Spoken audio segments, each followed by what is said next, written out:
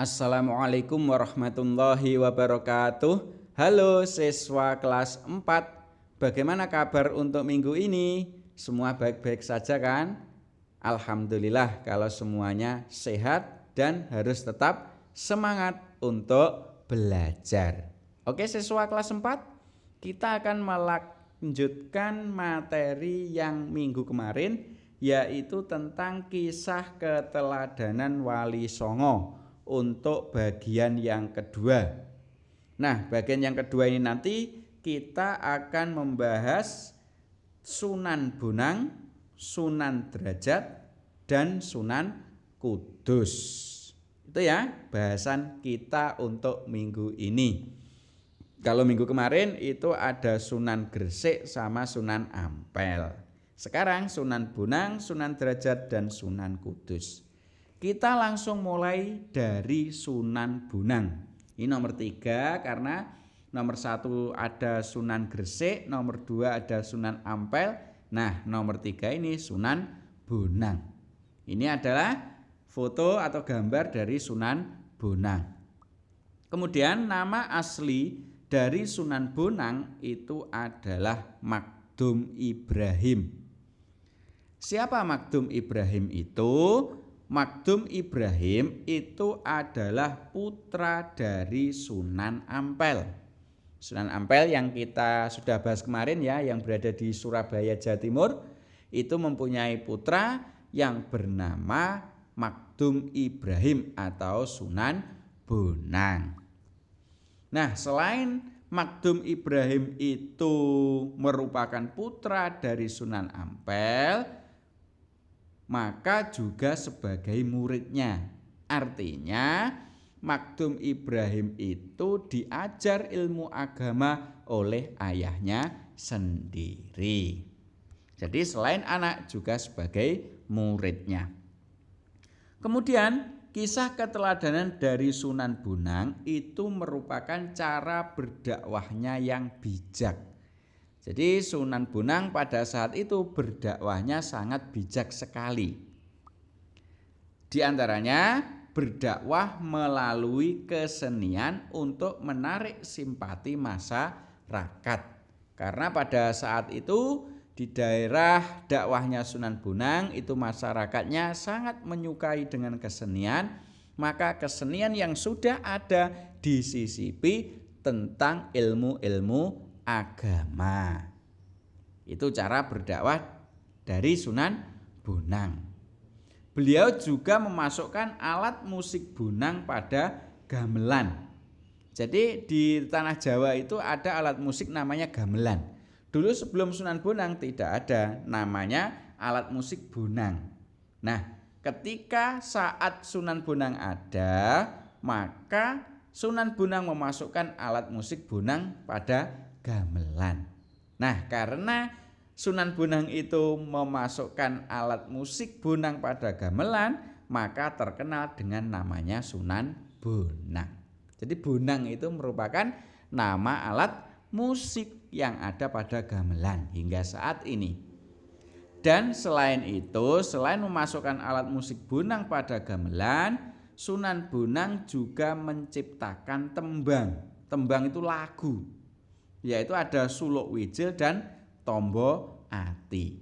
Itu merupakan hasil gubahan atau hasil ciptaan dari Sunan Bonang. Itu ya cerita dari Sunan Bonang. Berikutnya yang keempat ada Sunan Derajat. Sunan Derajat itu gambarnya seperti ini. Ini adalah gambar dari Sunan Derajat.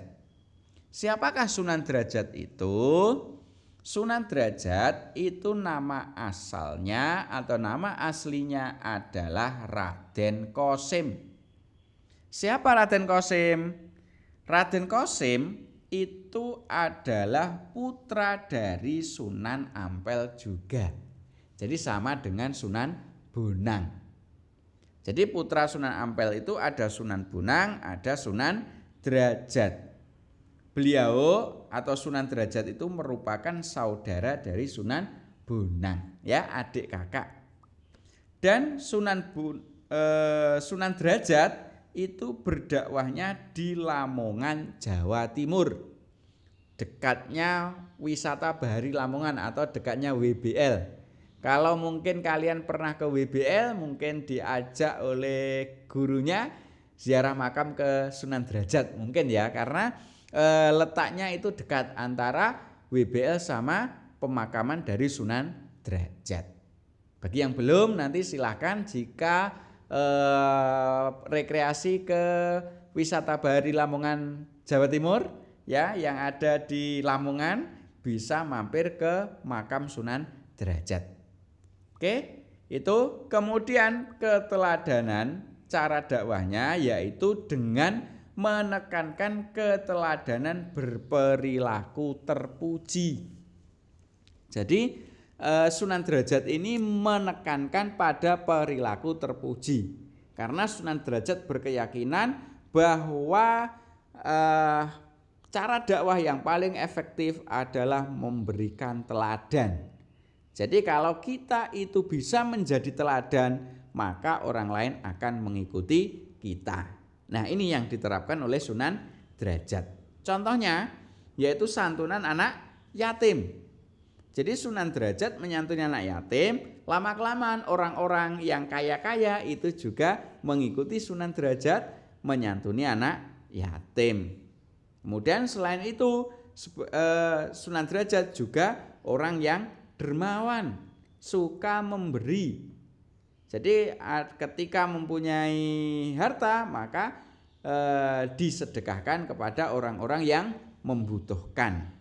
Dan juga Sunan Derajat merupakan seorang yang pekerja keras. Beliau tidak bermalas-malasan. Dan sebagai peningkatan kemakmuran masyarakat. Ini merupakan contoh-contoh keteladanan perilaku terpuji dari Sunan Derajat. Kemudian selain sebagai menekankan keteladanan untuk sikap terpuji, Sunan Derajat juga berdakwah melalui kesenian, sama seperti Sunan Bonang kemarin atau Sunan Bonang tadi ya. Karena alasannya sama, karena pada saat itu masyarakat yang didakwai Sunan Derajat itu sangat suka dengan kesenian. Apa saja yang dibuat Sunan Derajat dalam hal kesenian? Yaitu menciptakan tembang mocopat dan tembang pangkur. Ini merupakan tembang dengan bahasa Jawa. Itu ya, karena memang berdakwahnya di Pulau Jawa, tepatnya di Lamongan, Jawa Timur. Itu merupakan kisah dari Sunan Derajat. Berikutnya yang nomor 5 adalah Sunan Kudus. Sunan Kudus itu gambarnya nih. Ini adalah Sunan Kudus. Siapa Sunan Kudus itu? Sunan Kudus nama aslinya adalah Ja'far Shodiq. Ya, ini merupakan nama asli dari Sunan Kudus. Kemudian beliau merupakan putra dari Raden Usman Haji. Ini merupakan ayahnya. Ayah dari Sunan Kudus adalah Raden Usman Haji. Kemudian Sunan Kudus itu berdakwah di daerah Jawa Tengah yang sekarang terkenal dengan kota Kudus itu ya. Itu diambil dari nama Sunan Kudus. Berikutnya, beliau itu mempunyai peran yang sangat besar dalam Kesultanan Demak. Jadi Sunan Kudus ini lebih mengarah pada kerajaan Demak yang ada di Jawa Tengah itu. Kenapa seperti itu? Karena Sunan Kudus di Kesultanan Demak mempunyai jabatan yaitu sebagai panglima perang. Jadi kalau ada musuh ya, kemarin dulu itu ya ada musuh berperang, maka Sunan Kudus itu sebagai panglima perangnya. Selain itu, Sunan Kudus juga sebagai penasehat raja dan juga sebagai hakim. Semuanya ini dilakukan pada Kesultanan Demak yang ada di Jawa Tengah. Kemudian Sunan Kudus itu dakwahnya banyak berdakwah di kalangan penguasa atau di kalangan priyayi. Priyayi ini masih merupakan keturunan raja, itu ya. Dakwahnya di situ. Karena memang Sunan Kudus pada awalnya sudah berkecimpung di Kesultanan Demak. Di antara murid-muridnya ada yang namanya Raden Prawata. Itu merupakan penguasa Demak. Kemudian ada Arya Panangsang. Arya Panangsang itu merupakan adipati Jipang. Raden Prawata, Arya Panangsang itu merupakan murid dari Sunan Kudus. Itu adalah lahan dakwah dari Sunan Kudus. Berikutnya, Sunan Kudus itu mempunyai peninggalan yang sangat terkenal, yaitu Masjid Menara Kudus. Seperti gambar di background ini ya. Ini adalah gambar Masjid Menara Kudus. Dan beliau itu wafat pada tahun 1550 Masehi. Ya sudah lama, sekarang 2021 ya. Jadi sudah lama sekali. Itu adalah kisah dari Sunan Kudus. Dari kisah ini diharapkan kita bisa meneladani dari kisah-kisah Wali Songo. Oke ya. Sementara itu materi untuk sunan-sunan yang lain akan kita lanjutkan minggu depan. Masih kurang 4 sunan ya. Oke, akan kita bahas minggu depan. Sementara itu semoga bermanfaat. Saya akhiri. Assalamualaikum warahmatullahi wabarakatuh.